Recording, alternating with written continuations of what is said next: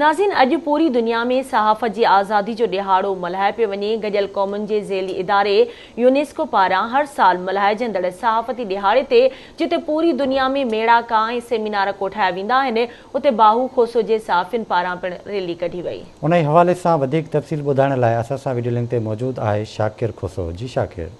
जी बिल्कुल, अॼु सहाफ़ियुनि जे आज़ादी जे हवाले सां पूरी दुनिया में वर्ल्ड फ्रीडम प्रेस डे जे हवाले सां अक़वाम मुत्तहिदा जे ज़ेली इदारे यूनेस्को पारां अवामी मालूमात जे भलाई वारे सिरे हेठि मल्हाइजंदड़ ॾिहाड़े जे हवाले सां अॼु असीं ॻाल्हि ॿोल कंदासीं बाहू खोसो जे सहाफ़ियुनि सां, त हुननि जो इन हवाले सां छा चवणु आहे।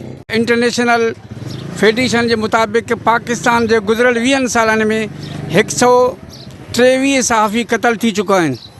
जॾहिं त असां पंहिंजे इलाइक़े जे हवाले सां ॻाल्हि कयूं त असांजो शहीद नूर लंजवाणी जेको असांजो प्रेस क्लब बाहू खोसो जनरल सेक्रेटरी हो, उनखे बि बेदर्दी सां क़तल कयो वियो, उनजा बि क़ातिल गिरफ़्तार न थिया आहिनि। सहाफ़त नाले में आज़ादु आहे ऐं ॾिसो इहो वियो आहे त सहाफ़त हिन वक़्तु बि संगरन में क़ैद आहे ऐं सहाफ़ियुनि तमामु वॾा मसइला पैदा थियनि था।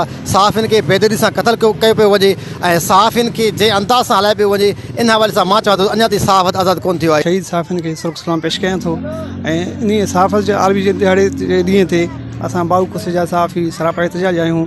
6 महीना अॻु असांजो सहाफ़ी शहीद नूर लंजवाणी खे शहीद कयो आहे ऐं अञा ताईं उनजा क़ातिल गिरफ़्तार न आहिनि थिया। आज़ाद सहाफ़त जेको असांजो नारो आहे, पर सहाफ़ी असांजा आज़ादु न आहिनि।